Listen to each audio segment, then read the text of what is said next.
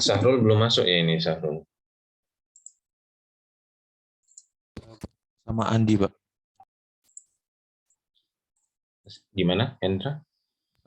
Atas nama Sarul gabung sama Andi, Pak. Oh ya, oke. Oke. Iya, Pak. Assalamualaikum, Pak Apit. Oh, waalaikumsalam Sahrul. Ini, Pak. Oke, kita lanjut lagi. Ya, jadi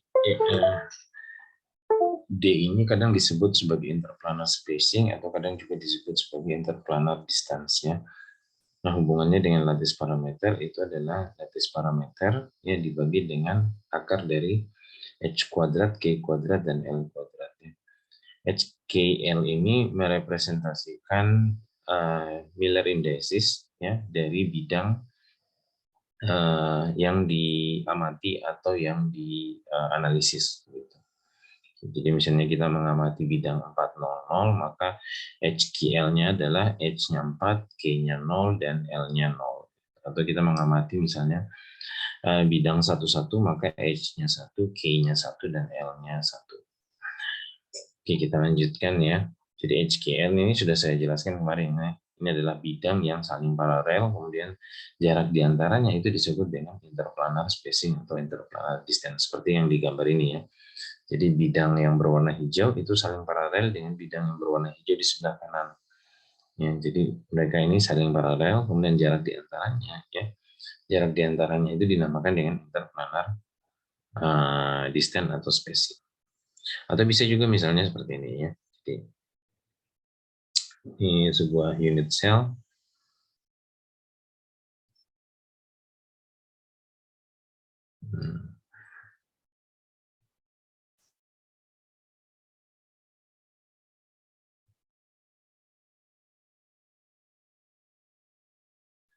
Nah, maka bidang, let's say misalnya bidang pada bagian atas dan bidang pada yang bagian bawah, mereka juga paralel satu sama lainnya ya.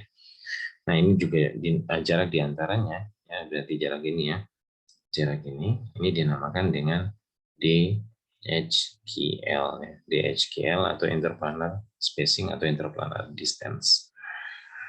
Oke, kira-kira seperti itu ya. Oke, kemudian kita lanjut ya. Ini kemarin juga sudah saya jelaskan ya. Jadi interstitial site itu maksudnya adalah ketika sebuah posisi atau sebuah lokasi ya di dalam unit cell itu yang seharusnya dia tidak ditempati oleh atom ya. Jadi normalnya memang dia tidak ditempati oleh atom, tetapi pada kenyataannya ya interstitial sites ini sering ditempati oleh atom-atom ya. Jadi kita tahu bahwa di dalam sebuah unit sel itu tidak semuanya ruangannya itu semua terisi oleh atom. Ada yang bagian-bagian yang berongga gitu, ada bagian-bagian yang memiliki space. Nah, space-space itu yang kadang yang harusnya yang normalnya itu tidak diisi oleh atom, tetapi pada kenyataannya itu diisi oleh atom. Ya, itu yang dinamakan dengan interstitial sites. Ya. Oke. Kemudian cubic site, octahedral site, sama tetrahedral site. Kemarin terkait dengan posisi dari sebuah atom, ya, posisi yang ditempati oleh sebuah atom yang menyebabkan sedemikian sehingga atom tersebut memiliki tetangga, ya, tetangga dengan sejumlah, misalnya untuk cubic site itu sejumlah 8 atom ya, jadi dia punya tetangga kanan kiri atas bawah ya, serong ya, miring gitu, itu sejumlah 8 atom. Untuk octahedral site itu sejumlah 6 atom. Kemudian tetrahedral site itu sejumlah 4 atom. Ya. Jadi misalnya kita nanti menemukan, oh ini nanti cacatnya ini diakibatkan oleh lokasi atom pada interstitial sites yang tipenya itu adalah misalnya octahedral site. Ya, berarti atomnya itu ya memegang atau memiliki tetangga itu sebanyak 6 atom gitu ya. Oke, kita lanjutkan ya. Oke. Nah, ini contoh-contohnya ya. Jadi contoh-contohnya untuk ini misalnya untuk cubic site ya, untuk cubic site ya. Kemudian untuk tetrahedral site ya, ini tetrahedral site pada BCC, atau kemudian ini octahedral site pada BCC ya. Jadi kubik tetangganya ada 8 ya, dengan jarak yang sama ya, dengan jarak yang sama. Kemudian untuk octahedral ini ya, ini depan 1 2 ya, 1 2 3 4 ya. Jadi kanan kirinya itu ada 4 ya, kira-kira ya. 1 2 3 4. Ya, 1 2 3 4 5 6 ya, karena di sini ada apa? Ada sebuah atom yang ada di tengah ya. Kemudian di sini juga pasti ada satu atom yang ada di tengah ya. Jadi ini kira-kira 1 2 3 4 5 6. Jadi jarak ke atom-atom terdekatnya. Kemudian ini tetrahedral ya, tetrahedral itu memiliki jarak ke memegang atau memiliki tetangga dengan atom-atom terdekatnya itu sebanyak 4 ya, sebanyak 4 atom ya. Oke, kita lanjut ya. Kita lanjut. Kita masuk ke yang dinamakan dengan electron diffraction dan mikroskopi. Ya. Nah, pada electron diffraction ini juga saya akan membahas tentang elektron, ini mungkin lebih tepatnya X-ray diffraction ya. Jadi ini judulnya lebih tepatnya X-ray, ya, X-ray diffraction dan elektron mikroskopi. Ya. Elektron mikroskopi. Oke, pada X-ray diffraction ini juga saya akan membahas, selain X-ray diffraction, saya akan juga membahas tentang X-ray fluorescence. Ya, jadi selain X-ray diffraction dan X-ray, ada juga X-ray fluorescence. Nah, apa ini bagian yang akan dibahas pada nomor 7 ini? Ya, ini adalah metode analisis atau metode mengenal material. Ya, jadi dalam mengenal material itu kita banyak sekali cara-caranya ya. Ada yang dinamakan dengan XRD atau X-ray diffraction, ada yang dinamakan dengan XRF atau X-ray fluorescence, ya. Ada yang dinamakan dengan SEM, ya. SEM ini S-nya itu adalah scanning, ya. Scanning electron microscopy, ya. Scanning electron microscopy. Ada yang dinamakan juga dengan TEM. TEM ini T-nya itu adalah transmission, ya, transmission ya, elektron mikroskopi. Oke, kita lanjut ya, kita lihat.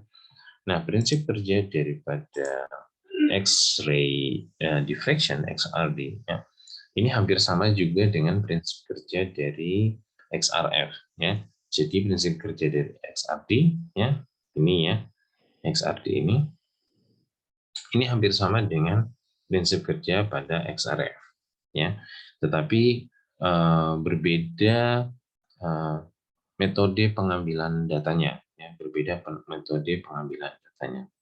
Oke, perhatikan baik-baik ya. Oke, pada interaksi antara sinar X-ray ya, sinar X-ray dengan material itu banyak hal yang bisa terjadi ya. Jadi ketika sebuah sinar ya, ya, ini menghantam sebuah material ya, let's say seperti ini ya. Jadi ini sinar X-ray ya, menghantam sebuah material. Nah, kita tahu bahwa material itu terdiri dari susunan atom-atom ya. Jadi ada inti atom ya, yang paling besar. Kemudian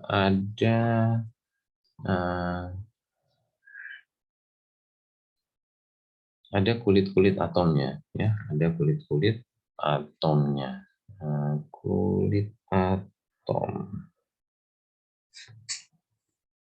Ini ada kulit atomnya.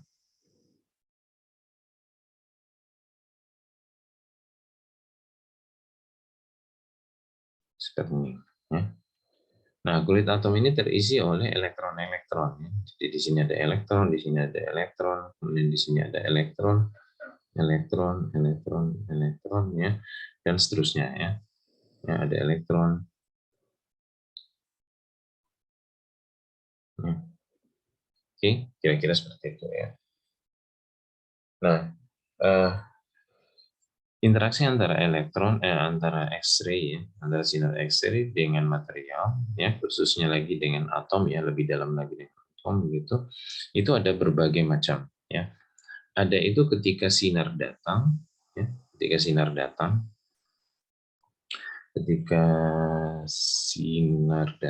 ya, saya misalnya seperti ini ya. Jadi ketika sinar datang, oke. Nah, ada itu sebagian yang dipantulkan ya, ada yang dipantulkan. Oke, ada yang dipantulkan.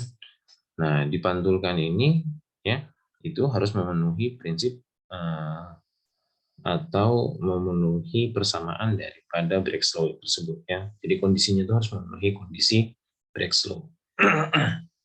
Oke. Nah, kemudian untuk X-ray ini ya, tergantung dari sifat materialnya. Ada material yang padat, ada yang material yang mungkin densitasnya rendah atau renggang begitu ya. Ini sebagian ada yang diabsorb ya, sebagian ada yang diabsorb. Jadi absorb itu dia masuk di dalam kemudian hilang. Ya, ada yang diabsorb, jadi yang diabsorb itu masuk ke dalam material kemudian hilang. Oke. Nah, tadi ya, kemudian tadi saya katakan bahwa tergantung dari densitas materialnya ya. Ada yang memungkinkan material itu ditransmitter ya, ditransmitter. Jadi dia ditransmisi. Jadi ada yang ditransmisi. Ya. Let's say misalnya sinar datang itu memiliki energi sebesar E1 misalnya. E1. Maka yang dipantulkan itu memiliki energi yang sama ya. Jadi yang dipantulkan itu memiliki energi yang sama, E1 juga. Ya. Nah, kemudian yang ditransmitkan ya, yang ditransmitkan atau yang diteruskan ini memiliki energi yang lebih rendah ya. Lebih kecil daripada E1. Kenapa? Karena sebagian mungkin sudah terserap di dalam material tersebut energinya ya. Jadi yang keluar daripada material yang keluar daripada sisi lain daripada material tersebut ya, itu energinya sudah berkurang. Jadi demikian ya. Jadi ada yang didifraksi ya, difraksi artinya dia dipantulkan dengan sudut yang sama.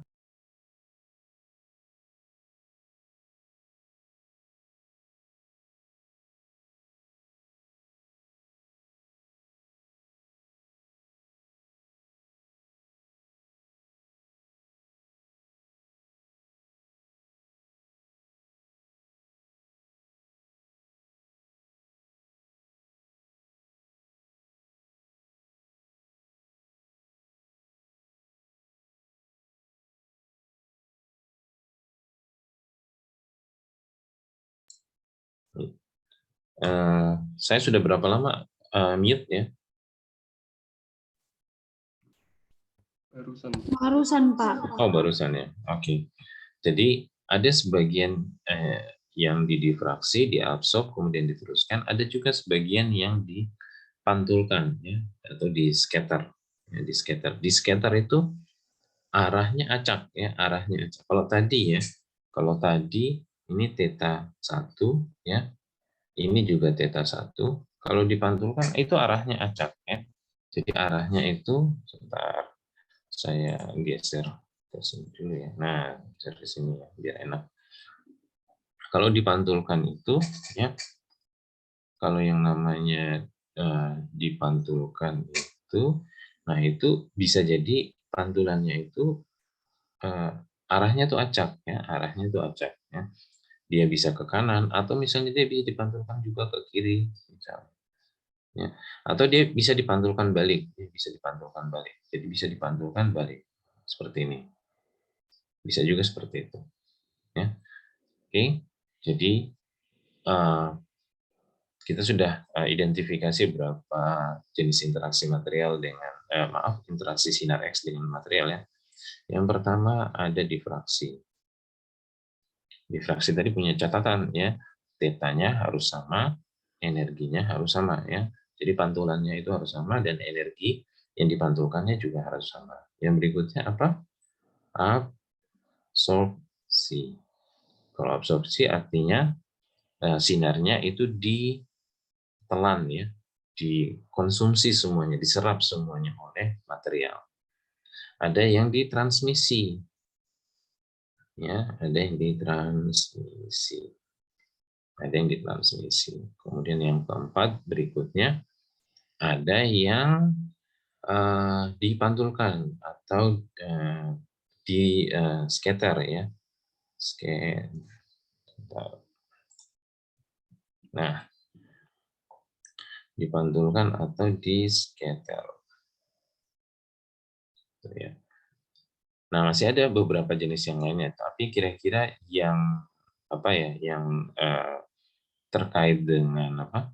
Terkait dengan XRD dan XRF ini kira-kira yang keempat jenis ini saja ya, yang kira-kira terkait dengan XRD dan XRF. Oke, ada pertanyaan mungkin sampai di sini?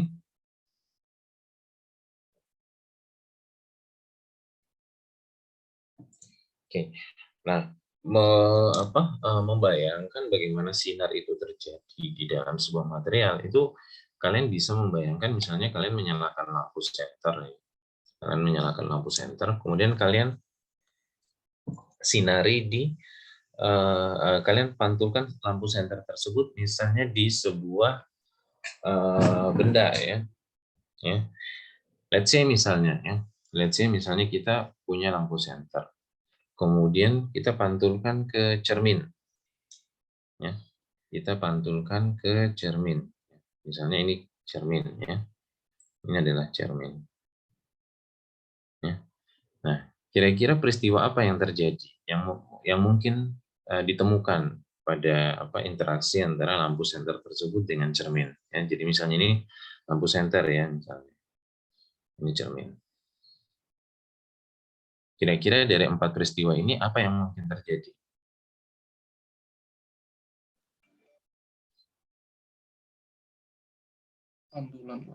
Difraksi. Ya, difraksi ya. Difraksi ya. Jadi kalau cerminnya ini yang kita maksud adalah cermin datar ya. Jadi kalau cerminnya itu cermin datar ya, itu sinar datang ya, misalnya sinar datang dari sudut tertentu itu kemudian akan dipantulkan dengan sudut yang sama ya. Dipantulkan dengan sudut yang sama dan energi yang sama gitu. Ya, karena cermin sifatnya langsung memantulkan gitu ya. Oke, kemudian misalnya cermin ini, media cermin ini kita ganti misalnya dengan air. Ya, misalnya kita ganti dengan air. Nah, apa yang interaksi seperti apa yang kemungkinan terjadi dari antara lampu sinar tersebut dengan materialnya?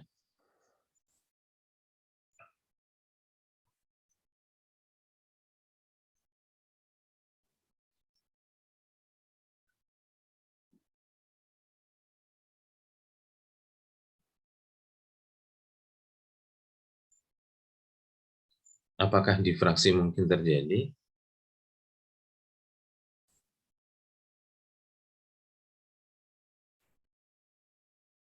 Mungkin, Pak.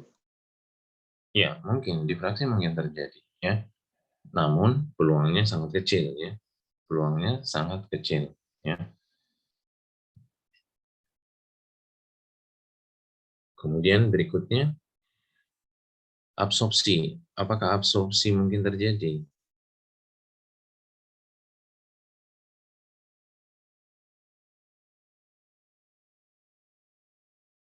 Ya, absorpsi sangat mungkin terjadi ya. Ini peluangnya cukup besar absorpsi itu terjadi ya. Jadi tergantung seberapa dalam dari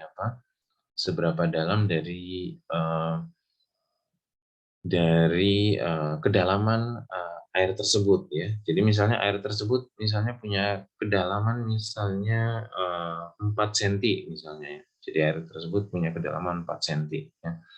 Misalnya air tersebut diletakkan di sebuah akuarium ya. maka selain absorpsi bisa jadi terjadi transmisi, ya, bisa jadi terjadi transmisi karena kedalaman air yang cukup pendek. Gitu. Tetapi kalau misalnya kedalamannya cukup panjang, ya kemungkinan seluruh cahayanya itu diserap oleh air tersebut, ya. Tetapi lagi-lagi tergantung dari kekuatan dari sinarnya, ya. Jadi apakah kekuatan dari sinarnya, energi dari sinarnya itu besar atau kecil, ya. Kemudian kedalaman airnya itu apakah dalam atau kedalaman yang pendek begitu, ya. Jadi tidak terlalu dalam, ya. Oke. Nah, kemudian misalnya kita ganti, ya, kita ganti misalnya cermin tadi, ya, dan kemudian air, ya. Jadi air tadi kita juga misalnya asumsikan kita letakkan di dalam sebuah kaca yang mirip akuarium lah seperti itu, sehingga di sana bisa mungkin terjadi absorpsi dan mungkin juga terjadi transmisi, ya. Oke, berikutnya kita let's say misalnya kita letakkan pada permukaan misalnya besi, tetapi besi yang bukan polis, ya, bukan polis artinya bukan besi yang mulus, bukan besi yang rata, tetapi besi yang memiliki profil permukaan gitu. Jadi artinya di sana itu tidak rata, ya. Jadi mungkin permukaannya mungkin seperti ini mungkin, ya. Oke. Ya, let's say lah permukaan besinya seperti itu, ya. Let's say permukaan besinya seperti itu, ya. Nah, apa yang terjadi bila sebuah sinar, ya, sinar cahaya gitu. Nah, itu dipantulkan pada permukaan yang seperti ini, ya. Nah, bila dipantulkan pada permukaan seperti ini, maka yang paling mungkin terjadi, ya, yang pertama difraksi, ya, difraksi misalnya. Kalau dia menemui bagian yang rata, ya, kalau kebetulan sinarnya menemui bagian yang rata, ya. Kemudian berikutnya absorpsi, ya. Karena kemampuan dari optical light ini, dari sinar dari lampu sinar ini tidak terlalu besar, ya, penetrasinya tidak terlalu besar, ya, maka untuk absorpsi dan transmisi itu peluangnya sangat kecil, ya, peluangnya sangat kecil. Kemudian berikutnya, ya, karena mengikuti profil daripada permukaan besinya, ya, jadi ini mengikuti profil dari permukaan besi, ya, maka kemungkinan besar, ya, di sana juga terdapat adanya scatter, ya, baik scatter ke arah yang misalnya seperti ini, atau scatter ke arah sebaliknya seperti ini, atau misalnya back scatter, ya, dia ke arah sebaliknya dari arah datang cahaya, ya. Jadi kira-kira seperti itu, ya. Jadi bayangannya interaksi antara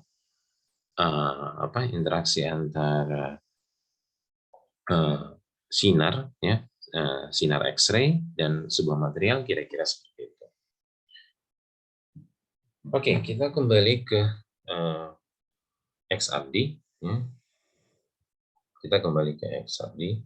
Nah, di dalam XRD itu ada sebuah prinsip atau ada sebuah hukum yang dinamakan dengan Breaks law, ya, Breaks law. Oh ya, oke. Saya sebelum ke Breaks law saya jelaskan dulu tentang diffraction. Jadi diffraction itu, ya, itu bisa menghasilkan dua pola, ya. Ada yang dinamakan dengan constructive interference, ya, atau yang berikutnya constructive reinforcement, ya. Nanti seperti apa nanti kita lihat, ya. Jadi diffraction itu polanya ada dua, ya. Ada yang constructive interference, ada constructive reinforcement. Oke. Nah, tadi ya ciri-ciri diffraction tadi ya sudah saya jelaskan. Tetanya sama, kemudian energi yang dihasilkan pada sinar yang didifraksi itu atau sinar yang dipantulkan, ya, pada proses difraksi itu sama. Ya. Kemudian berikutnya Breaks law. Nah, Breaks law ini mengatur hubungan antara sudut pantul, ya, antara sinar X-ray, ya, dengan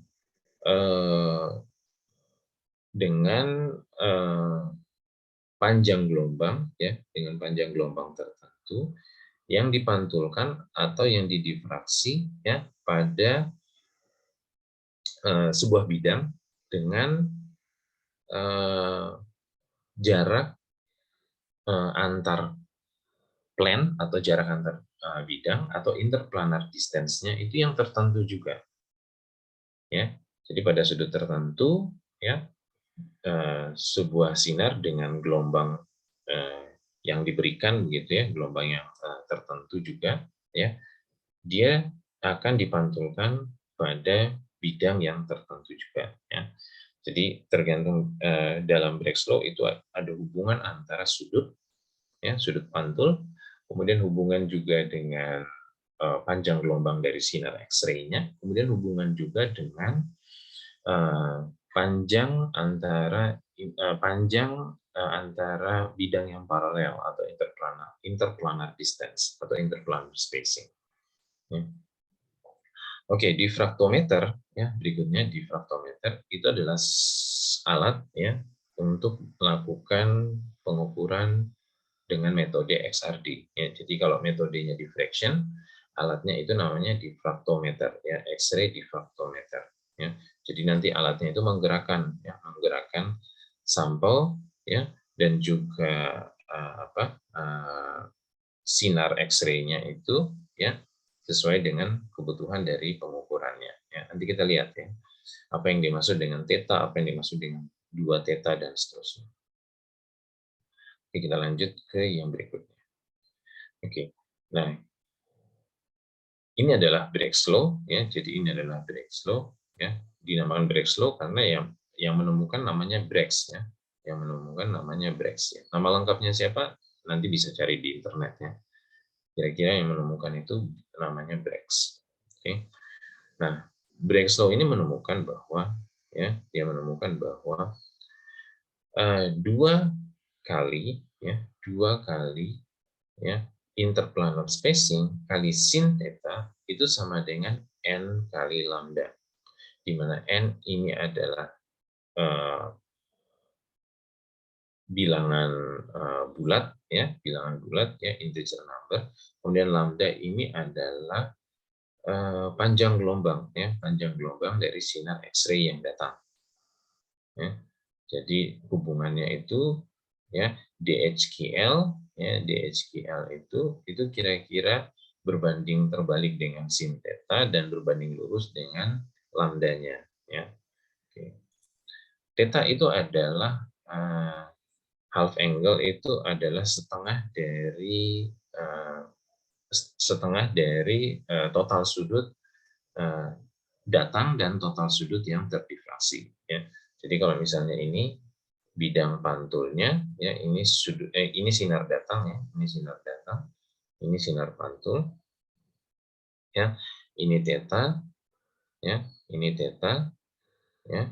Oke. Nah, yang dinamakan dengan 2 theta tuh kalau misalnya seolah-olah kita itu meneruskan arah dari sinar datang, ya, kita meneruskan arah dari sinar datang, ya, seperti ini, ya.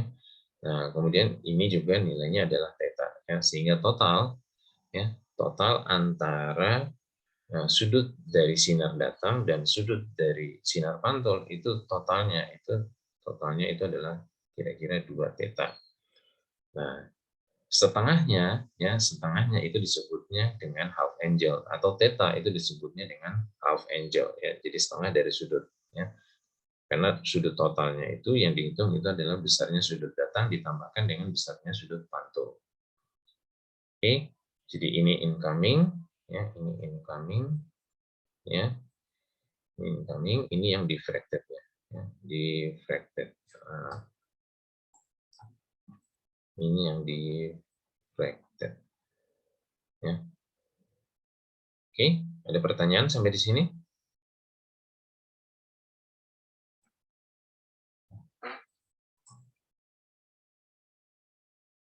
Oke, kita lanjut, ya. Oke, kita masih membahas tentang XRD, ya. Kita masih membahas tentang XRD. Oke. Nah, ini tadi yang disebutkan dengan destruktif dan reinforcing, ya, destruktif dan reinforcing interaction atau sinar yang mengalami anihilasi atau apa ya? Anihilasi itu jadi musnah ya, sinarnya itu musnah atau sinarnya itu hilang, atau dia mengalami reinforcing. Reinforcing itu dia mengalami penguatan. Ya. Tadi di atas tadi disebutkan dengan istilah interference ya, interference itu hampir sama dengan yang destructive reinforce, yang destruktifnya ya, kira-kira seperti itu. Nah, kapan sebuah sinar itu mengalami destruktif atau interference, kapan dia mengalami reinforcing ya. Jadi kapan dia mengalami destruktif atau interference, ya ini interference ya, interference ya. Dan kapan dia mengalami yang reinforcing ya. Nah, jadi kita tahu bahwa di dalam mungkin dulu kita pernah belajar di SMA ya, atau kalau yang belum pernah belajar maka baru mendapatkan hal itu di sini gitu. Nah, kita tahu bahwa dua buah sinar ya, jika mereka berinteraksi ya, itu sangat tergantung dari fasenya. Ya, jadi dua buah sinar itu ketika mereka berinteraksi itu sangat tergantung dari fasenya. Ya. Let's say seperti ini ya. Jadi ini ada dua buah sinar ya. Oke.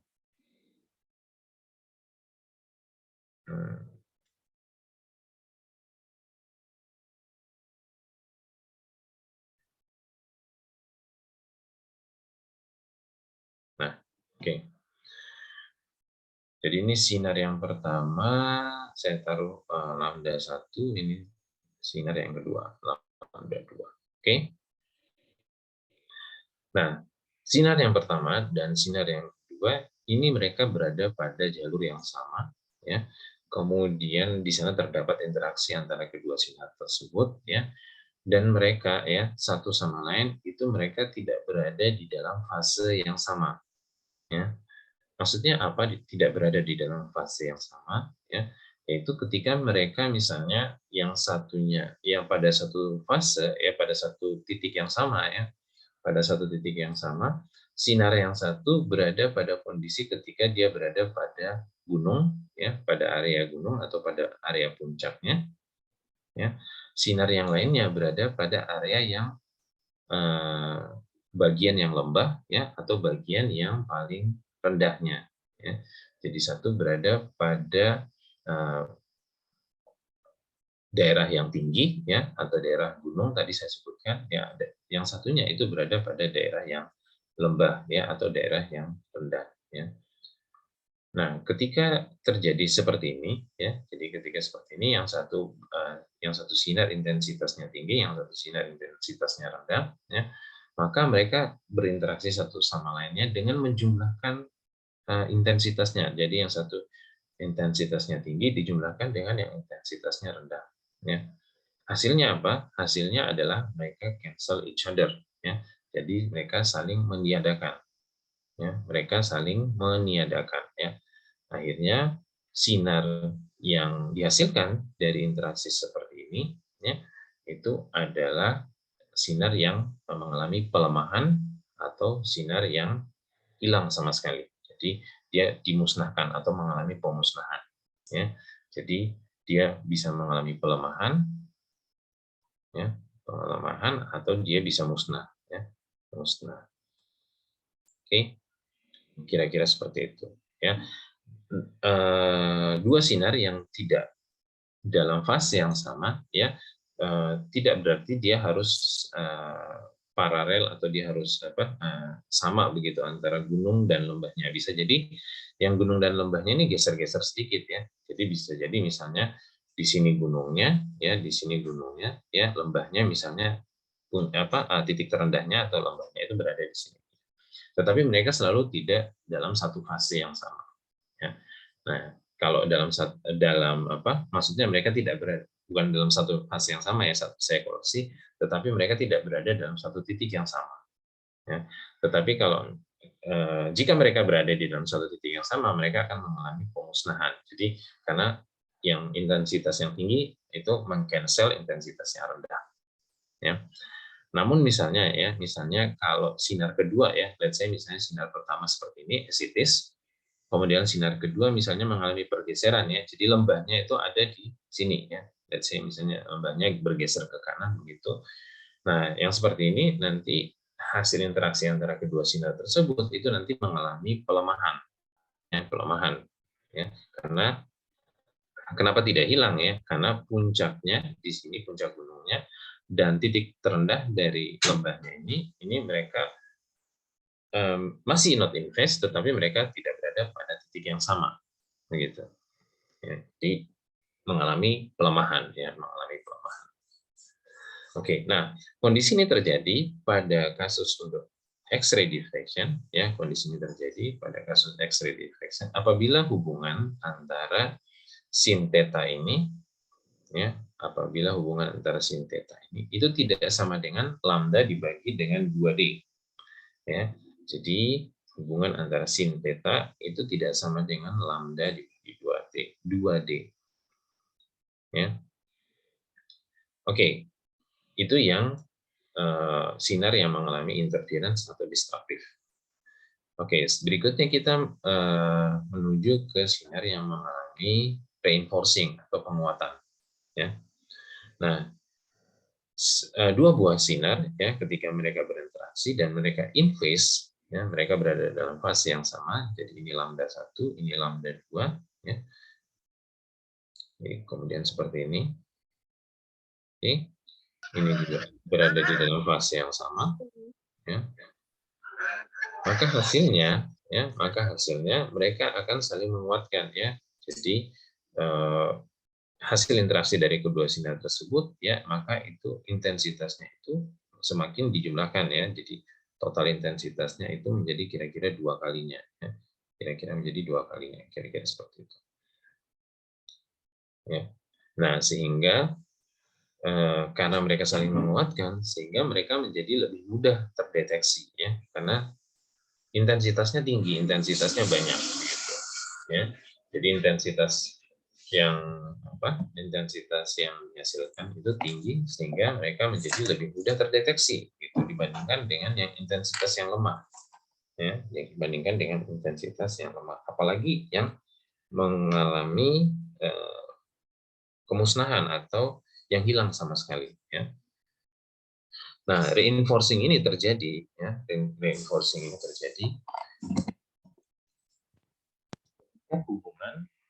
ketika hubungan antara sin theta, ya, hubungan antara sin theta dan sama dengan lambda dibagi dengan 2D, ya. Jadi kalau sin theta sama dengan lambda dibagi 2D, maka ini memenuhi syarat agar sinarnya itu, ya, saling menguatkan, ya, atau terjadi penguatan pada intensitasnya. Oke. Sampai di sini mungkin ada pertanyaan?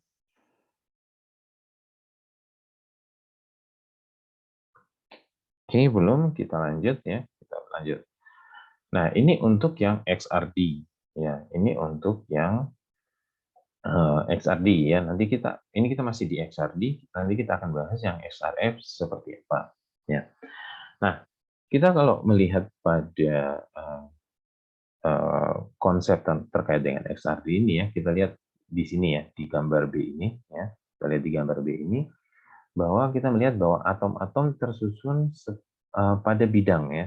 Jadi atom-atom tersusun pada bidang begitu, dan antara bidang yang satu dengan bidang yang di bawahnya mereka paralel, ya. Jadi bidang atas dengan bidang yang di bawahnya ini mereka saling paralel, ya.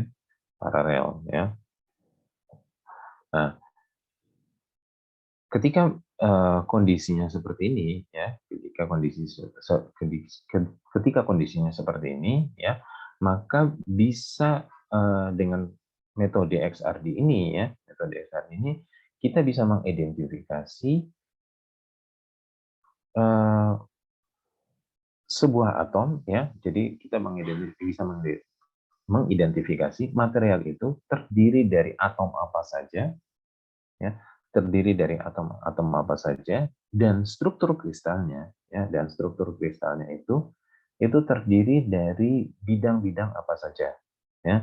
Jadi bidang-bidang pada struktur kristal tersebut itu adalah bidang-bidang yang yang apa ya, yang eksis ya, itu adalah bidang yang mana saja atau bidang apa saja gitu ya. Maksudnya bidang mana saja atau bidang apa saja ya yang saya maksud ya. Misalnya kita kembali ke atas sebentar ya. Nah, dari sini ya. Jadi tadi yang saya maksudkan ya, bidang itu ya. Jadi misalnya kita bisa mengidentifikasi misalnya di dalam sebuah atom, oh yang eksis di dalam atom tersebut misalnya bidang yang saya tandai dengan warna hijau ini ya. Karena mereka memantulkan sinar daripada sinar X ya. Mereka memantulkan dengan difraksi ya. Atau misalnya sinar atau misalnya bidang yang saya tandai dengan warna hijau di sini juga ya. Ini juga eksis misalnya begitu. Ya, karena tidak semua itu bisa menghasilkan pantulan dengan difraksi, dengan metode difraksi ya. Jadi semua itu tidak satisfy begitulah. Dia tidak memenuhi untuk menghasilkan pantulan dengan jenis difraksi ini ya. Jadi dia tidak berhasil untuk melakukan difraksi terhadap sinar X yang datang gitu. Tergantung dari ini ya, tergantung dari syarat ini ya, apakah sin tetanya itu tidak memenuhi lambda per 2D atau sin tetanya ini memenuhi lambda per 2D-nya. Ya. Oke. Kita lanjutkan ya. Kita lanjutkan. Nah, ini adalah di sebelah kiri ini adalah difraktometer atau mesin orang menyebutkan mesin X-ray ya. Ada yang menyebutkannya adalah dengan difraktometer ya. Jadi kira-kira skematiknya itu seperti ini ya. Jadi kira-kira skematiknya itu seperti ini ya. Ini tadi 2 theta yang saya maksudkan ya. 2 theta yang saya maksudkan. Oke. Jadi kira-kira metode kerjanya itu seperti apa? Ya, metode kerjanya seperti apa? Kita punya X-ray di sini sebagai incoming source-nya ya. Jadi sebagai sumber datang dari X-ray, di sini ada X-ray ya yang memancarkan sinar X-ray-nya ya, yang memancarkan X-ray ya. Jadi mesin X-ray memancarkan X-ray yang diarahkan ke titik sampel. Ya, diarahkan ke titik sampel. Oke. Nah, karena interaksi antara X-ray dan sampel tersebut ya, kemudian sinar X-ray-nya terpantulkan ya. Terpantulkan ini lebih khusus lagi terdifraksi ya. Karena tadi ya kalau pantulan itu bisa jadi dia mantul ke kiri, mantul ke kanan dengan sudut yang berbeda-beda ya, atau dia mantul balik ya. Tetapi ini khusus difraksi ya. Tadi difraksi sudah saya jelaskan ya, syaratnya energinya sama ya, energi pantulannya ini sama, kemudian sudutnya juga sama ya. Jadi kalau misalnya di sini kalau saya panjangkan ini garisnya ya, saya panjangkan garisnya seperti ini. Jadi kalau di sininya theta, maka di sini juga harus theta. Ya, sehingga di sininya theta, maka totalnya itu adalah 2 theta. Oke, nah kemudian berdasarkan interaksi antara X-ray dengan material, kemudian dipantulkan, ya, didifraksikan ke detektor. Ya, didifraksikan ke detektor.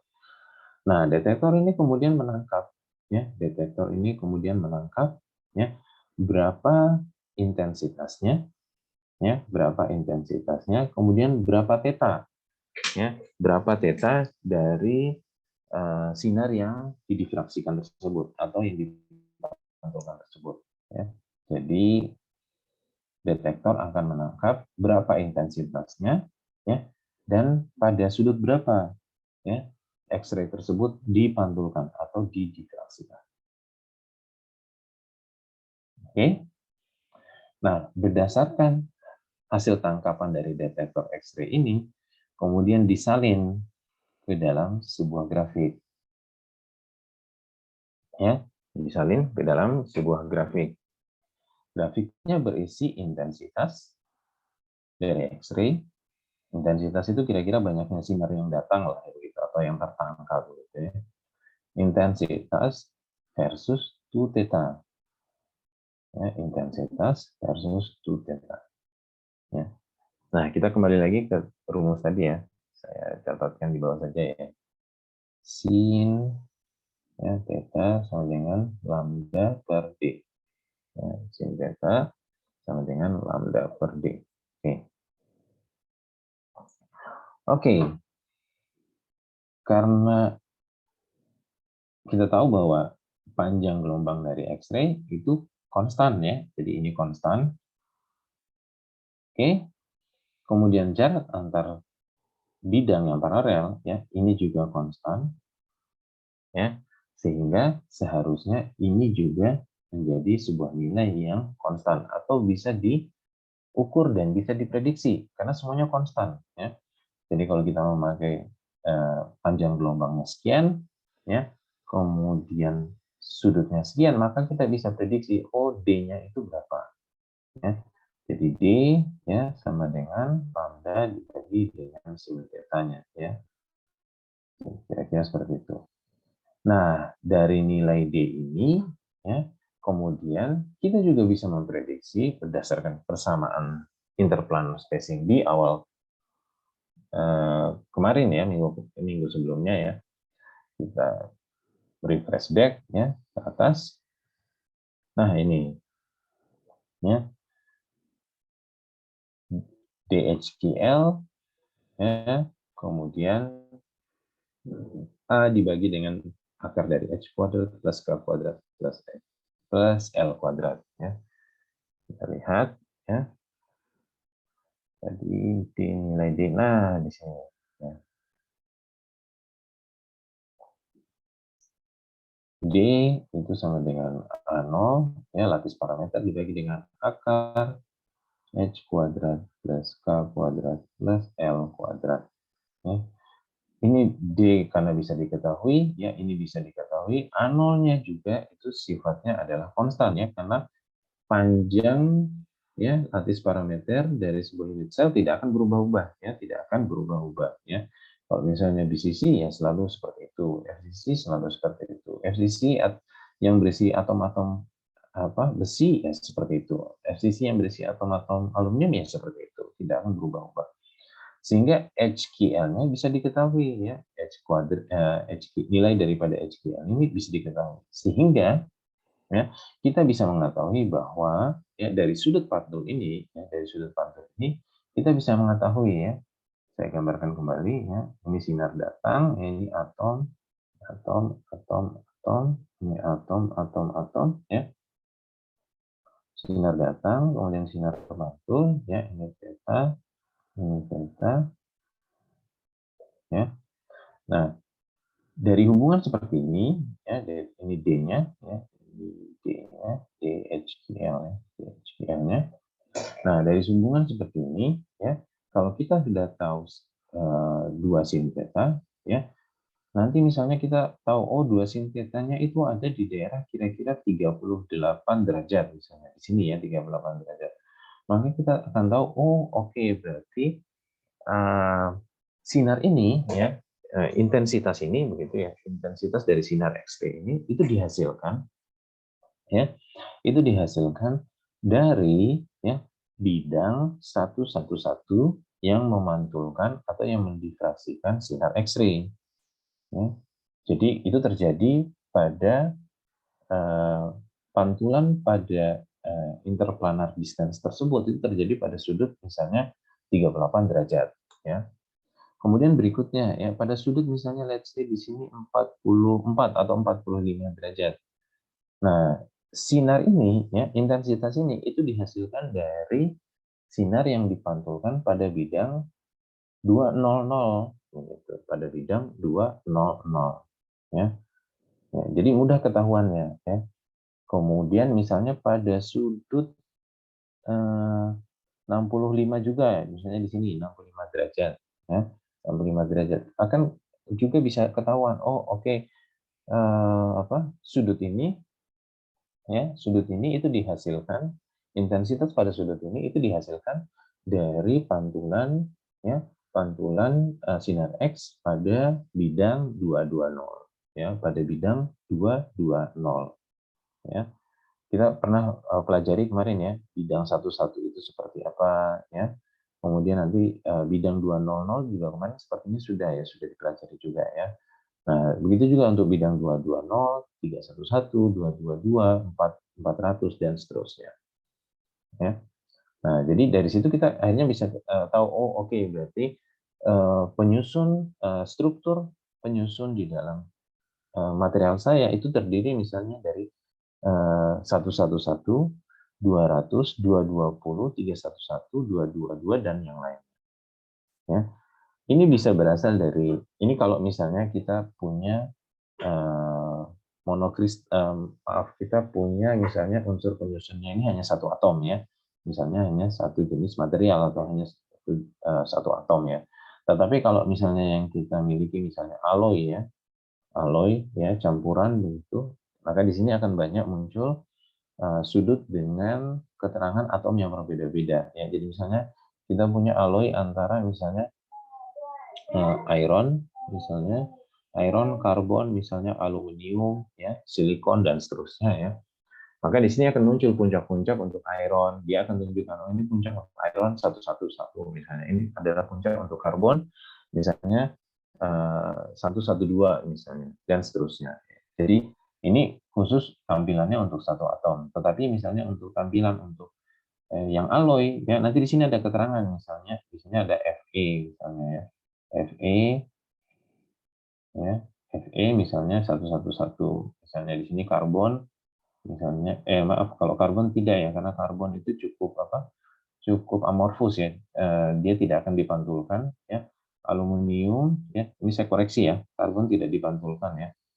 Aluminium 200 misalnya di sini misalnya apalagi ya nikel misalnya ya nikel misalnya.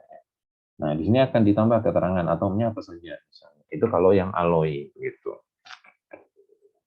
Nah, dari sini kemudian kita tahu oh ya, berarti material saya itu tersusun oleh misalnya iron, aluminium, nikel, kemudian ironnya itu punya struktur 111. Kemudian aluminium itu punya struktur 200 punya strukturnya itu adalah 200 gitu. Kemudian nikel 220 dan seterusnya gitu. Oke, ada pertanyaan sampai di sini? Izin Pak. Ya. Ini Pak, jadi kalau yang sudutnya di bawah 30-20 itu nggak dipantul, nggak ada pantulannya ya Pak? Oh ya, ini khusus pada Khusus pada material ini ya. Jadi material yang ada di gambar ini khusus dia tidak memantulkan di bawah sudut tersebut begitu. Tetapi bukan berarti ini berlaku untuk semua material gitu, tidak ya. Jadi ini khusus untuk yang ditampilkan di gambar ini saja begitu. Gitu ya. Siapa tadi ya? Eta ya? Ya. Oke, ya, kemudian misalnya kita mengkombinasikan ya antara rumus ini ya, antara rumus hubungan antara ini D interpolation distance, kemudian lattice parameter dan Miller indices begitu ya, Miller indices dengan Brake's law ya, maka kita akan mendapatkan hubungan seperti ini ya, kita akan mendapatkan hubungan seperti ini ya. Jadi kalau tadi yang diakarkan itu kita buka akarnya atau kita lepaskan akarnya, maka nanti sin-nya menjadi sin kuadrat theta, kemudian A-nya juga menjadi A kuadrat ya. Oke, saya tuliskan di sini saja ya mungkin hubungannya ya. DHQL ya sama dengan A0 dibagi dengan akar dari H kuadrat plus K kuadrat plus L kuadrat ya. Oke, nah ini kalau misalnya saya lepaskan akarnya di sini ya, maka di sini menjadi D kuadrat HQL ya sama dengan A kuadrat dibagi dengan H kuadrat plus K kuadrat ya, K kuadrat plus L kuadrat. Di mana nilai D-nya itu ya, nilai D dari Brake's law ya. Nilai D dari Brake's law itu sama dengan sin theta dibagi sin theta ya. Lambda dibagi dengan 2 sin theta ya, lambda dibagi dengan 2 sin theta. D-nya itu sama dengan lambda dibagi dengan 2 sin theta ya, 2 sin theta. Oke, 2 sin theta ya. Oke, good. Ya, oke. Nah, nilai D-nya kita masukkan ya. Nilai D-nya kita masukkan, lambda dibagi dengan 4 lambda kuadrat ya. Lambda kuadrat dibagi dengan 4 sin theta sama dengan A kuadrat dibagi dengan H kuadrat plus K kuadrat plus L kuadrat. Oke. Maka ini sin kuadrat ya, sin kuadrat theta ya. Maka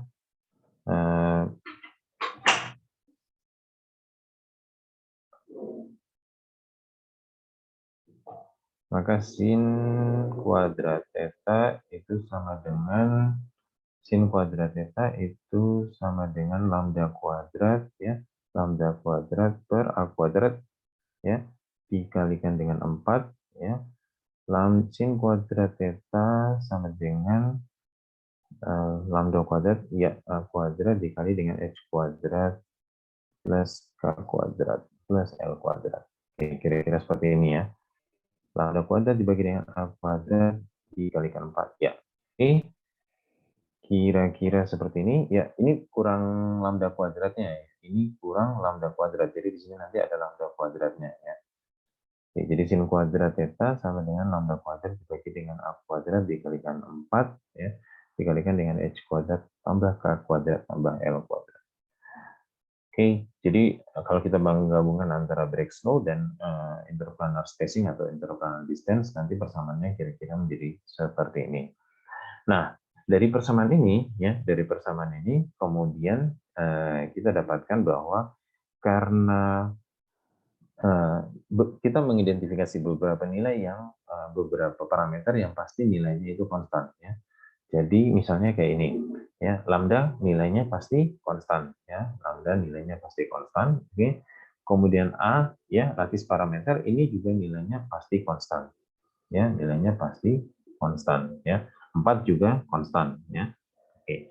Sedemikian sehingga kita bisa menghubungkan nilai antara sin kuadrat theta ya, sin kuadrat theta itu dengan nilai-nilai rendezisnya ya. Jadi berapa nilai yang dihasilkan ya, berapa nilai yang dihasilkan berdasarkan penjumlahan H kuadrat plus Q kuadrat plus L kuadrat itu pasti sama dengan nilai dari kuadrat dari sin tetanya ya, kuadrat dari sin tetanya ya. Kita bisa lihat contohnya misalnya di sini ya, kita bisa lihat. Nah, mungkin di tabel ini ya. Nah, di tabel ini saya bisa tunjukkan bahwa, nah di sini ya, nilai daripada sin kuadrat ya, nilai daripada sin kuadrat theta itu sebentar saya balik ya. Oke, kita bisa lihat di sini ya. Nah, nilai daripada sin kuadrat theta, sebentar di sini belum kelihatan ya.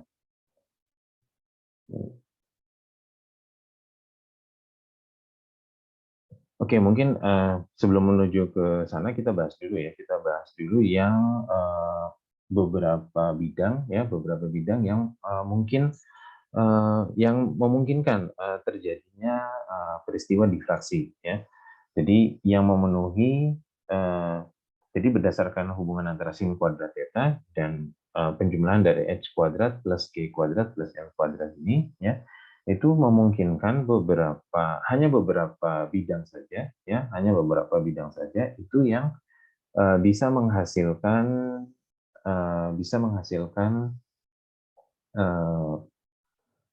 difraksi gitu ya. Jadi dia yang bisa mendifraksikan sinar X ya. Nah, pada struktur simpel kubik ya, itu yang bisa mendifraksikan bidang yang bisa mendifraksikan sinar X itu adalah bidang di mana ya, bidang di mana penjumlahan dari H kuadrat plus K kuadrat plus L kuadrat itu sama dengan 1 ya, kemudian 2, kemudian 3, 4, 5, 6, 7 tidak ada ya, kemudian 8, 9 dan seterusnya. Ya. Jadi polanya itu selisih-selisih 1 kecuali 7 ya, kecuali 7 karena tidak ada bidang yang penjumlahannya itu sama dengan 7. Ya. Jadi misalnya di sini ya 2 kuadrat ya tambah 2 kuadrat ya, 4 tambah 4 ya 8, 8 tambah 0 8 ya. Kemudian misalnya berapa ya? 3 kuadrat 3 kuadrat sudah 9 ya. Misalnya 2 kuadrat, 2 kuadrat ya di sini 2 kuadrat ditambah 1 kuadrat ditambah 1 kuadrat misalnya. Ini menghasilkan nilai 6 ya. Jadi tidak pernah nilai 7 itu dihasilkan dari penjumlahan H kuadrat plus K kuadrat plus L kuadrat. Ya. Nah, kemudian untuk yang BCC ya. Untuk BCC ini bidang yang menghasilkan difraksi ya, bidang yang merupakan bidang difraksi begitu ya. Itu adalah bidang yang penjumlahan bidang yang dimana penjumlahan H kuadrat plus K kuadrat plus L kuadrat itu adalah 2, 4, 6, 8, 10, 12 dan seterusnya. Jadi selisih 2 ya.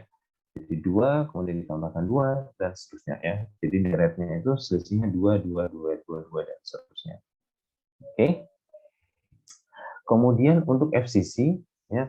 Nah, untuk FCC ini cukup unik ya, cukup unik karena dia hampir maksudnya dia memiliki pola yang teratur, kemudian sebenarnya memiliki pola yang teratur, tetapi kalau kita lihat itu sekilas tidak teratur ya. Jadi misalnya seperti ini ya. Jadi 3 ditambahkan 1 ya. Jadi ini selisihnya ditambahkan 1, kemudian ditambahkan 4 ya. Kemudian ditambahkan 3, kemudian ditambahkan 1, kemudian tambahkan 4, kemudian tambahkan 3, kemudian tambahkan 1. Jadi deretnya itu deret yang tidak beraturan. Ya, jadi tambah 1 tambah 4 tambah 3, tambah 1 tambah 4 tambah 3 dan seterusnya ya. Jadi setelah ini tambah 1 tambah berarti di sini 24 ya. 24, 27, kemudian 28 ya dan seterusnya. Ya, ini untuk FCC. Jadi penjumlahan dari H kuadrat plus K kuadrat plus L kuadrat itu sama dengan 3, 4, 8 dan seterusnya ya. Misalnya untuk kita kasih contoh ya, misalnya masing-masing ya. Misalnya kita contoh. Misalnya untuk simpel kubik ya, 1. Kapan ini terpenuhi? Ketika misalnya salah satunya itu 1 dan yang lainnya 0. Jadi ini 1 kuadrat plus 0 kuadrat plus 0 kuadrat. Ya. Oke, itu menghasilkan angka 1 misalnya. Oke. Kemudian kapan menghasilkan angka 2 misalnya? Ya. Kapan menghasilkan angka 2? Misalnya ini 1 kuadrat tambah 1 kuadrat tambah 0. Berarti dia berasal dari bidang 1, 1, 0. Ya. Berasal dari bidang 1, 1, 0. Tiga berarti ya di sini 1 kuadrat dan 1 kuadrat gitu. Berarti dia berasal dari bidang 1, 1, 1 ya, kira-kira seperti itu ya. Nah, kita lihat contohnya ya, kita lihat contohnya di halaman berikutnya ya. Nah, di halaman berikutnya ini adalah contoh bagaimana kita mencari hubungan antara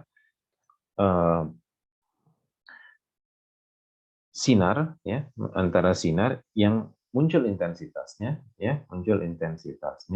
dengan sudut yang dengan sudut yang terbaca pada intensitas tersebut ya, dan juga kita hubungkan dengan nilai daripada nilai indasisnya. Jadi dari mana sinar tersebut dipantulkan ya, dari mana sinyal tersebut kira-kira itu dipantulkan ya.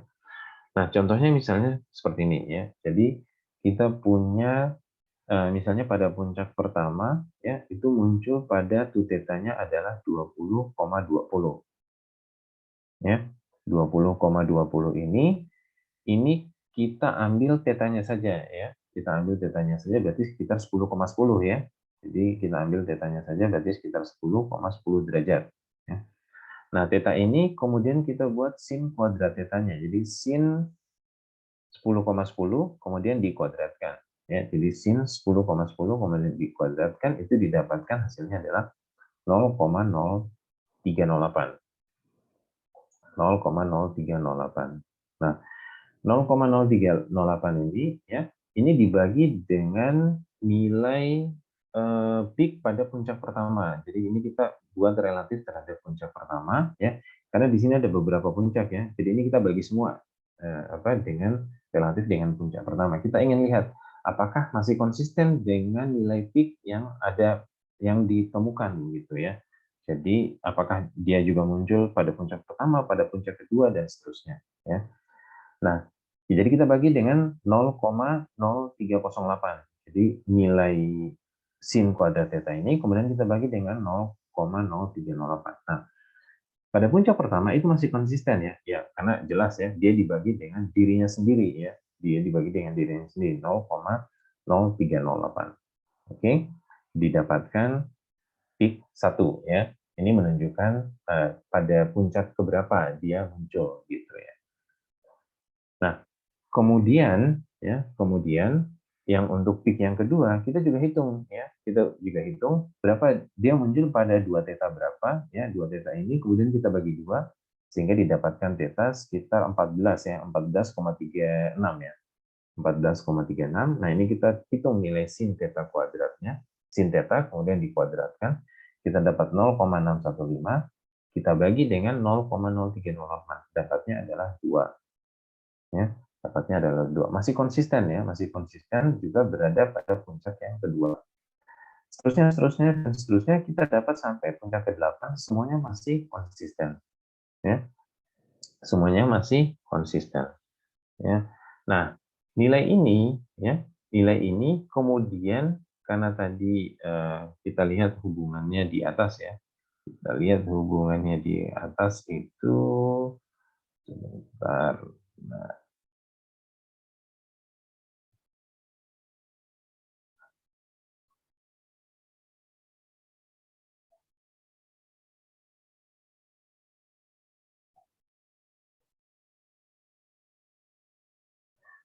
Oke.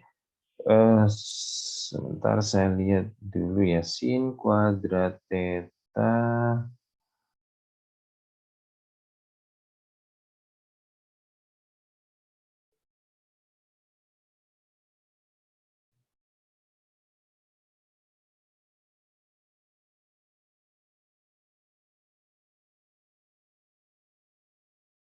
Nah, oke. Jadi kita ambil dari hubungannya dari sini ya. Jadi kita ambil hubungannya dari sini ya. Jadi kita sudah tahu ya, ini puncak ke-1, puncak kedua, puncak ketiga dan seterusnya ya. Nah, puncak ini kemudian kita urutkan saja ya, karena ini kebetulan kita sudah maksudnya sudah given juga struktur kristalnya itu adalah struktur kristal yang BCC ya. Jadi ini sudah given struktur kristalnya ini adalah didapat dari material dengan struktur kristal BCC, maka kita bisa urutkan ya. Kita bisa urutkan bidang-bidang ya, jumlah dari bidang-bidang yang memungkinkan untuk menghasilkan difraksi ya. Dari BCC ya, dan dari BCC ini ya, itu bidang-bidang yang memungkinkan memunculkan difraksi itu adalah dengan jumlah 2, 4, 6 dan seterusnya ya, dan seterusnya. Nah, ini kita tinggal urutkan saja ya, kita tinggal urutkan saja ya, ini 2, 4, 6 dan seterusnya sampai ke 16. Ya, 2, 4, 6, 8 dan sampai seterusnya sampai ke 16. Nah, kemudian dari sini baru kita bikin ya, kita buat ini kira-kira bidang yang memungkinkan untuk menghasilkan angka 2 ini bidang apa saja. Nah, bidang yang memungkinkan menghasilkan angka 2 dari rumus H kuadrat plus K kuadrat plus L kuadrat itu adalah 110. Ya, adalah 110. Kemudian misalnya untuk 4, misalnya 4 itu adalah 200. 6 misalnya, 6 adalah 211 ya. Kemudian 8 itu adalah 22, 0 dan seterusnya sampai 16 misalnya 400 ya. Jadi dari masing-masing puncak ini kemudian kita tahu, oh, oke, berarti bidang yang memantulkan ya sinar X-ray tersebut itu adalah pada daftar seperti ini gitu ya. Jadi pada daftar yang terlampir seperti ini gitu. Oke, jadi kita lihat dari puncak pertama sampai puncak ke-8 ya, itu kita tinggal urutkan saja ya bidang-bidang yang mungkin memantulkan sinar X-ray melalui jenis interaksinya adalah difraksi. Ya. Oke, kita lanjutkan. Nah, dari data ini ya, kita juga bisa menghitung berapa nilai daripada lattice parameternya. Ya, dari data ini kita juga bisa menghitung berapa nilai daripada lattice parameternya. Ya, kita dapatkan di sini ya, misalnya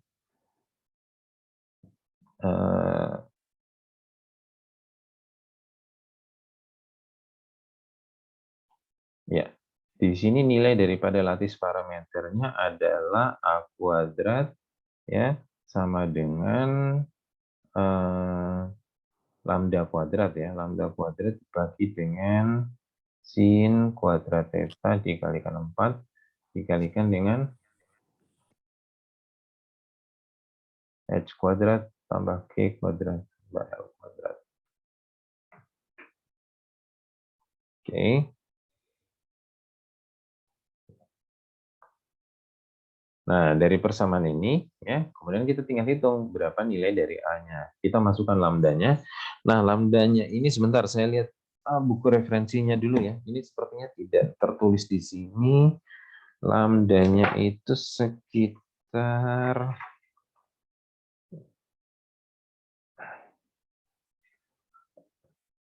lambda dari X-ray-nya ya. Lambda dari X-ray-nya itu sekitar 0, ini lambda ya. Lambdanya itu sekitar 0,7107 Armstrong, satuannya Armstrong ya, satuannya Armstrong. Oke, Armstrong. Nah,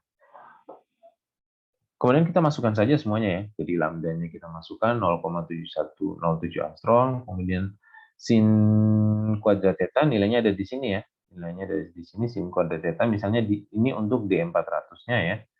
Ini sin kuadrat theta-nya kita masukkan, kemudian dikalikan 4 dikalikan dengan h kuadrat plus k kuadrat plus l kuadrat ya, nilainya adalah 4 ya. Nilainya adalah 4, kemudian kita kalikan semua, maka kita dapatkan A itu adalah ini sudah diakarkan ya. Ini berarti kira-kira kalau misalnya masih A kuadrat, kira-kira hasilnya itu 2,88 dikuadratkan, kira-kira sekitar ini.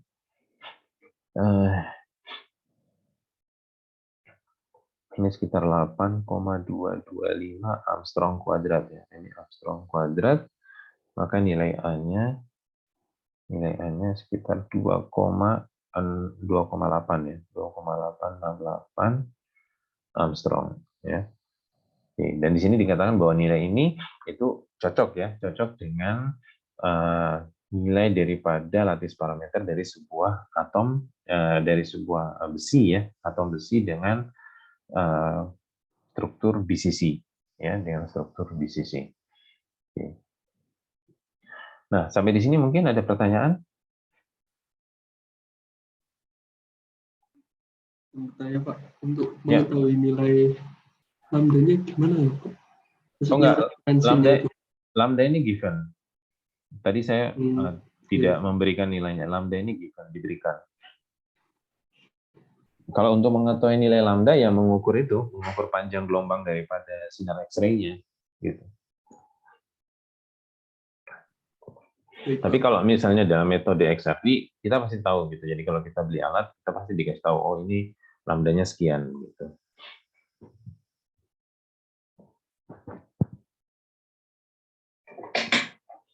Oke, ini untuk XRD ya. Ini untuk XRD. Jadi yang mungkin sebaiknya dipahami begitu ya. ketika nanti kalian mungkin nanti bekerja, misalnya di industri kalian itu kebetulan biasanya industri-industri yang besar ya, dan industri-industri apa yang berhubungan dengan metalurgi begitu, dengan material ya. Kalau misalnya di sana ada mesin XRD-nya ya, which is cukup mahal ya mesin XRD ya. Mungkin konsep-konsep ini yang mungkin nanti akan kalian pelajari. Jadi hukum Brigstow mana ya? Oke, ini ya hukum Brigstow ya, hukum Brigstow, kemudian hubungan antar ini ya, hubungan antar bidang-bidang yang paralel atau interplanar spacing atau interplanar distance. Oke.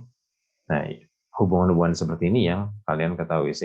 Kemudian outputnya ya, outputnya itu adalah seperti ini, intensitas versus 2θ-nya ya, di mana nanti dari kurva intensitas versus 2θ ini nanti kemudian kita bisa mengetahui, oh di dalam material saya itu misalnya ada iron. Ironnya itu tumbuh dengan tumbuh dengan strukturnya adalah 111 misalnya. Kemudian saya punya aluminium misalnya 200 ya. Ini contoh ya, karena saya nggak tahu, maksudnya saya nggak punya database atau saya nggak punya contoh yang real begitu ya. Jadi ini saya contohkan saja berdasarkan gambar ini, kemudian saya ambil contohnya kalau alloy itu seperti apa. Tetapi pada kenyataannya mungkin tidak seperti ini begitu ya. Oke. Nah, berikutnya kita masuk ke XRF. Ya, berikutnya kita masuk ke XRF. Untuk XRF-nya ini saya menjelaskan via ini ya, via tulisan ya mungkin ya. Oke. Jadi yang dinamakan dengan XRF itu adalah XRF ya, XRF, X-ray ya, X-ray fluorescence ya, X-ray fluorescence ya. Jadi ini artinya kira-kira artinya itu X-ray yang berpendar begitu ya. Jadi X-ray yang berpendar ya. X-ray fluorescence. Oke. Nah, apa konsepnya dari X-ray fluorescence ini ya? Jadi konsepnya seperti ini ya. Tadi sudah saya singgung di atas interaksi antara sinar X dan atom ya. Nah, saya gambarkan sekali lagi di sini, ini atom ya. Inti atom ya, cukup besar. Kemudian dikelilingi oleh elektron ya, dikelilingi oleh elektron.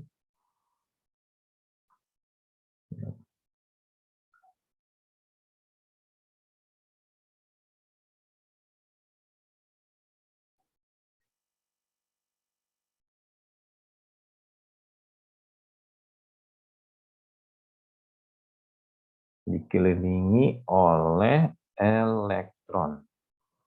Dikelilingi oleh elektron ya. Ini elektron ya. Oops. Ctrl Z.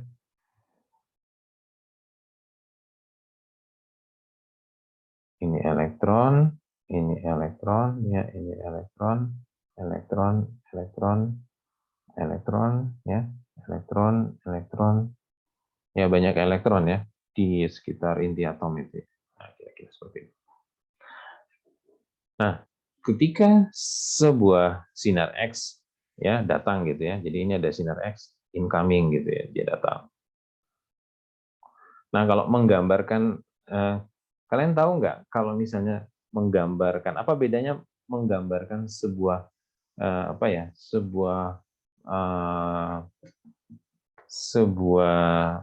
materi lah ya, sebuah materi ketika kita kenapa kita menggambarkan elektron seperti ini dan kenapa kita menggambarkan misalnya X-ray begitu seperti ini. Jadi biasanya kita gambarkan ini misalnya elektron, kemudian ini itu misalnya gamma atau X-ray misalnya. Ya.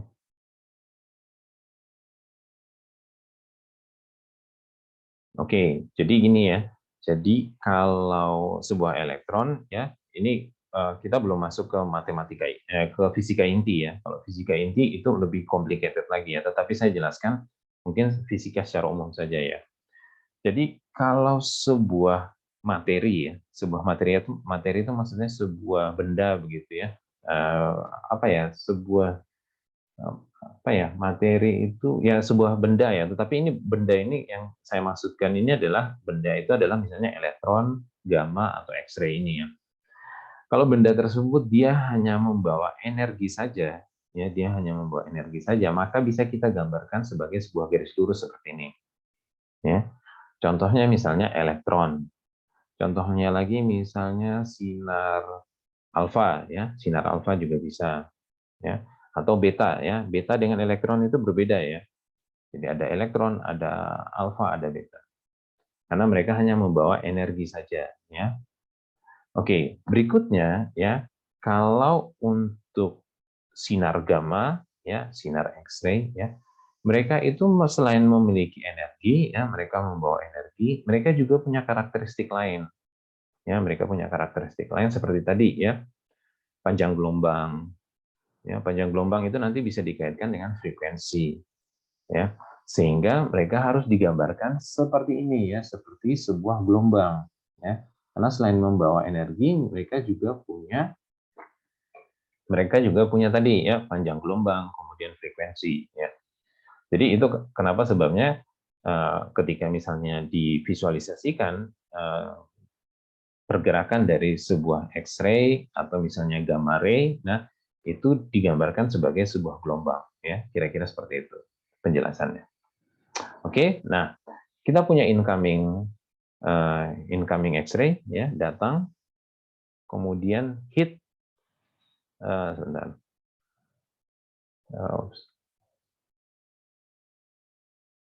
Nah, kita anggap dia hit atau menabrak elektron yang ada di sini, ya. Jadi Ctrl Z. Nah, jadi elektron yang ada di sini itu ditabrak oleh X-ray-nya. Oke? Ditabrak oleh X-ray-nya. Nah, peluang interaksi yang terjadi di situ ya. Jadi peristiwa interaksi apa saja yang bisa terjadi di situ ya. Peluangnya itu ada dua ya. Ini terkait dengan XRF ya. Terkait dengan XRF. Ya, bisa jadi sinar gamanya ini ya, bisa jadi sinar X-ray-nya ini ya, bisa jadi sinar X-ray ini dia tidak mengganggu sama sekali elektron tersebut karena elektron tersebut terikat sangat kuat ke inti atom ya, karena di sini ada energi ya, energi yang dibawa oleh X-ray, kemudian elektron juga punya energi ya, elektron juga punya energi ya. Elektron juga punya energi, di mana energinya itu adalah energi ikat, ya, energi ikat ke inti atom, karena dia selalu mengikat dirinya ke inti atom, ya, kira-kira seperti itu, ya. Nah, jadi tergantung energi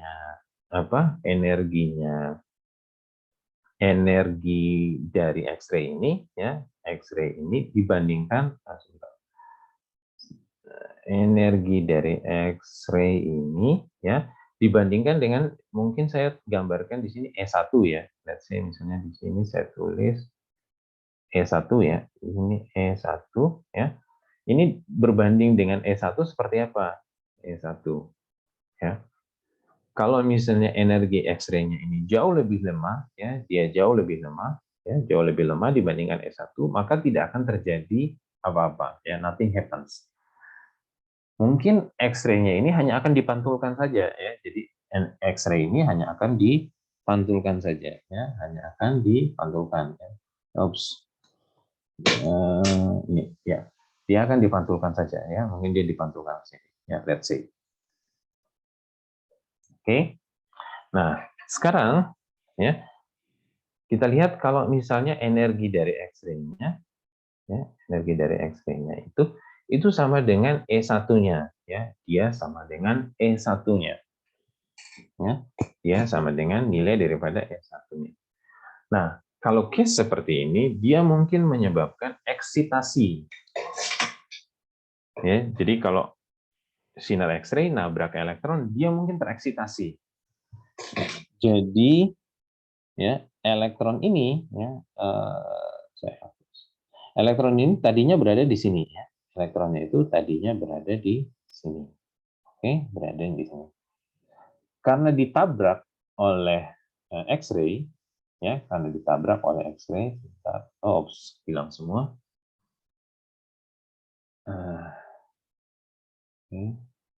Oops, hilang semua. Oops. Oke lah ya. Saya mungkin gambarkan sama yang lain. Nah, karena ditabrak oleh X-ray, elektronnya hilang. Saya tandai warna kuning ya. Tandai warna kuning di sini maksudnya adalah elektronnya itu tidak maaf bukan hilang, tetapi dia tidak menempati posisinya lagi, tetapi dia mungkin eksitasi. Eksitasi maksudnya adalah dia lari atau dia naik ke kulit, bukan lari ya, tetapi dia naik ke kulit yang lebih tinggi. Mungkin dia naik ke sini ya. Jadi mungkin dia naik ke sini. Oke. Meninggalkan ruang kosong yang ada di sini. Oke, jadi elektronnya naik ya. Jadi elektronnya itu dari sini ke sini ya, naik dari sini ke sini. Oke, meninggalkan ruang kosong yang ada pada sel ini. Ya. Nah, ini kalau kita bicara fisika lagi, ini lebih dalam lagi ya, agak dalam lagi ya. Kita berbicara tentang hukum kekekalan energi, hukum kekekalan massa yang mengatakan bahwa setiap shell itu wajib diisi. Jadi setiap shell itu wajib diisi sesuai dengan jumlahnya. Ya, misalnya sel kedua itu diisi oleh 2 elektron. Ya, maaf, sel pertama itu diisi oleh 2 elektron. Sel kedua itu diisi oleh 4 elektron dan seterusnya. Ya, hukum kekekalan energi sama kekekalan massa dia ngomong begitu ya. Jadi dia bilang begitu. Jadi ini harus diisi begitu, tidak boleh kosong ya. Padahal ini elektronnya sudah kabur ke atas ya. Karena ditabrak ya. Jadi dia ditabrak oleh X-ray, dia karena dapat energi kemudian dia lepas begitu dari selnya, dia lari ke atas. Ya, dia lari ke atas. Oke. Nah, kemudian hukum kekekalan energi dan kekekalan massa ini ngomong bahwa sel itu nggak boleh kosong. Ya, sel itu nggak boleh kosong. Nah, karena nggak boleh kosong, akhirnya ya elektron yang paling tinggi ya, maaf, bukan elektron yang paling tinggi, elektron yang berada di sel yang di luarnya atau yang lebih tinggi ya.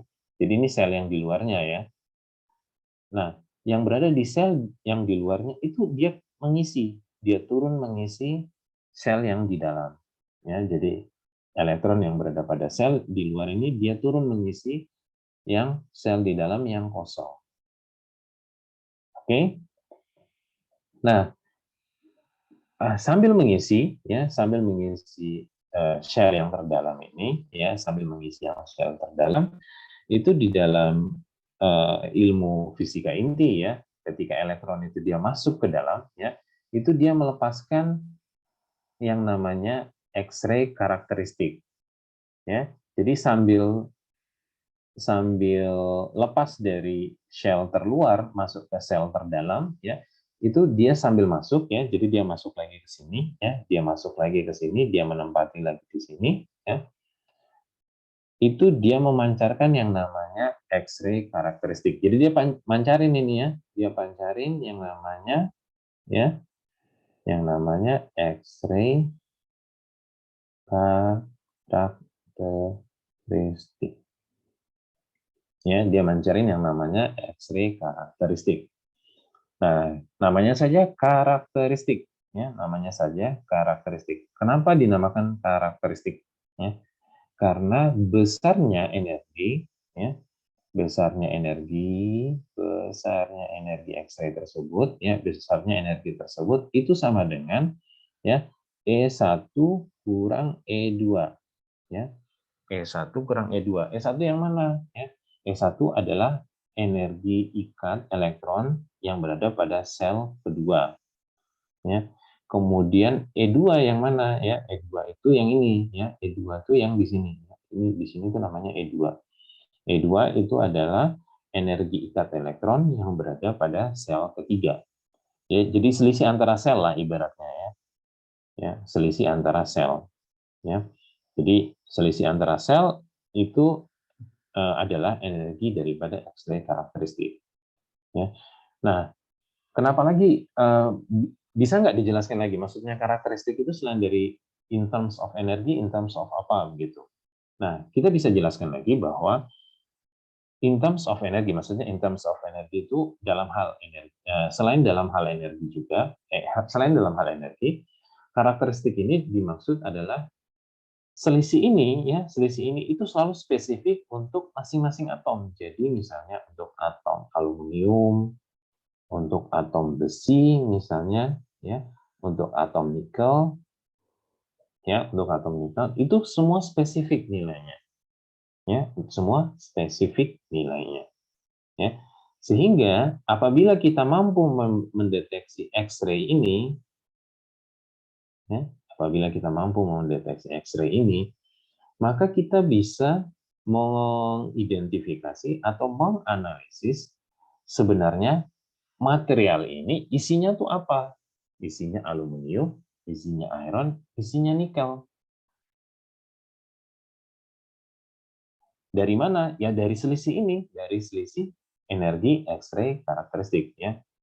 Tapi ini jangan dibayangkan, ya, jangan dibayangkan penemuannya 1 tahun yang lalu, kemudian sekarang kita sudah ketemu pola seperti ini. Tidak, ya. Jadi ini ditemukan beratus-ratus tahun yang lalu mungkin, ya, atau berpuluh-puluh tahun yang lalu. Kemudian mereka lakukan yang namanya eksperimental. Ya, mereka lakukan eksperimental. Misalnya kalau saya tembak besi misalnya, saya tembak besi, X-ray karakteristiknya berapa? Oke, saya catat, saya simpan di database. Ya. Kemudian tahun berikutnya saya tes misalnya untuk aluminium. Aluminium saya tembak misalnya. Dia memantulkan X-ray karakteristiknya berapa pada masing-masing sel. Saya simpan datanya gitu.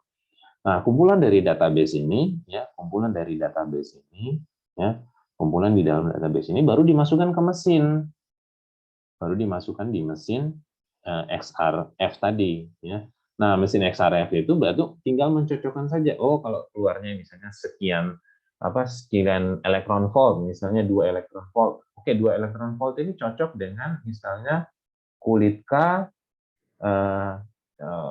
Kulit K itu nanti saya jelaskan lagi, ya. Misalnya cocok dengan kulit K dari atom besi misalnya, atau misalnya 0,5 elektron volt misalnya. Ya, jadi di sini misalnya dia nyimpan 0,5 elektron volt, ya.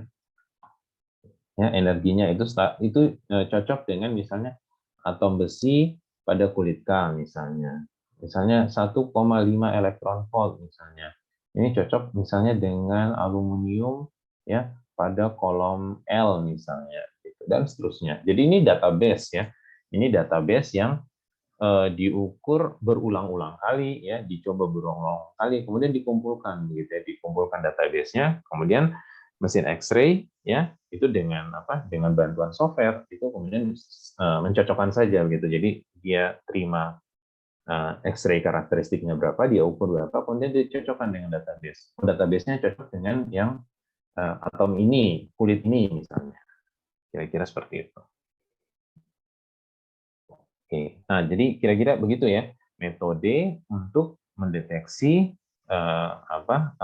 apakah di dalam material saya itu misalnya mengandung iron, mengandung aluminium, ya, dan seterusnya, ya, dengan menggunakan metode XRD dan XRF. Ya, kalau XRD tadi, ya, kalau XRD tadi itu prinsipnya adalah Bragg law, ya, Bragg law dan juga interplanar spacing, ya.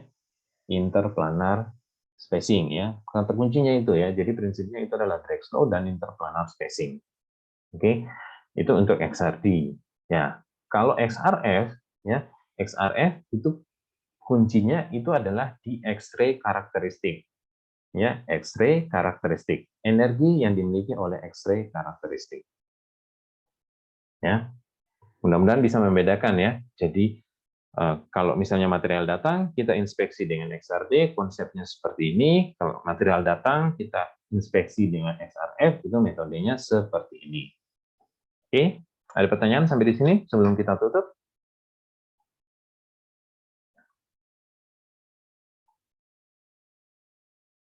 Oh ya, ini saya izin, ya, saya tidak menyalakan video karena tadi saya nggak bisa ini, ya.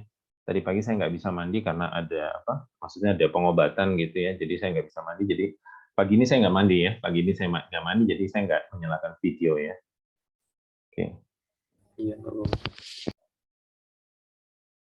Oke, kalau tidak ada pertanyaan, ya saya pagi ini nggak ambil absensi ya. Nanti saya sekalian saja di siang ya, saya ngambil presensi maksud saya presensi. Kemudian nanti siang juga nanti saya akan bagi tugas ya. Jadi nanti siang ya saya akan bagi tugas. Kelompoknya sudah dibagi ya, si Hendra sama Sahrul ya. 6 kelompok lagi, Pak.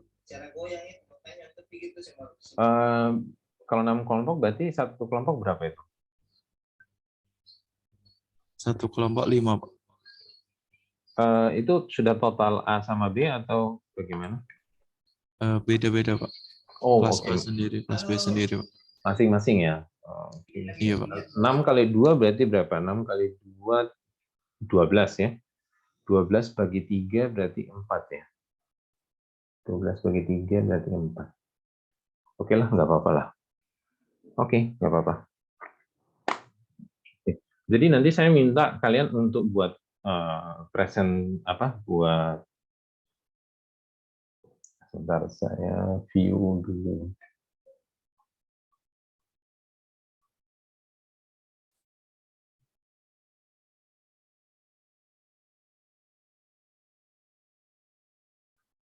Ini terlihat ya?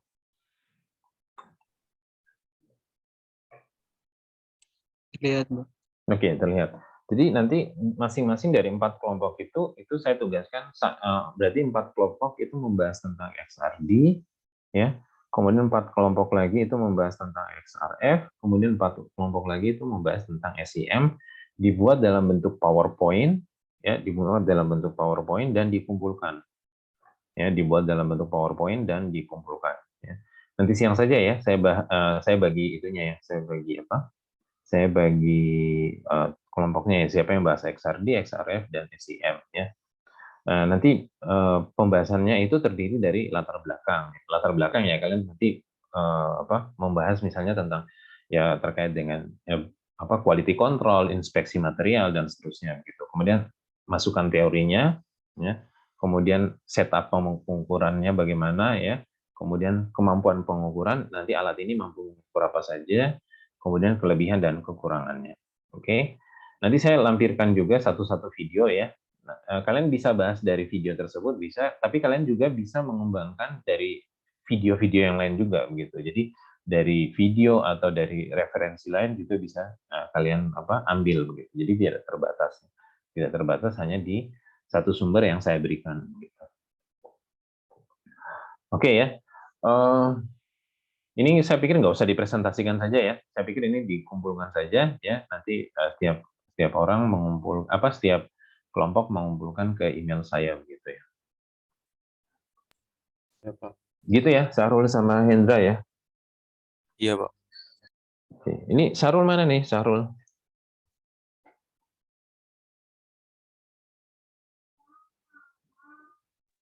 Ya, Pak. Sudah jelas Sahrul tugasnya? Sudah, Pak. Sudah, Pak. Apa tugasnya? Membuat kelompok, Pak. Kelompok terus? Sama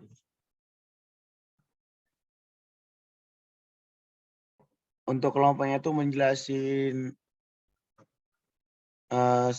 suspek itu tentang ini, Pak. Oke, ya.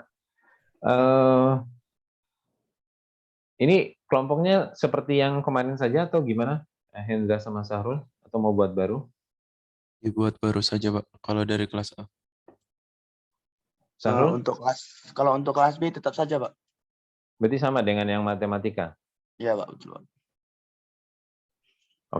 Oke, kalau gitu sampai ketemu nanti siang ya. Siapa? Ya, saya cukupkan ya. Assalamualaikum warahmatullahi wabarakatuh dan selamat pagi. Waalaikumsalam. Waalaikumsalam warahmatullahi wabarakatuh.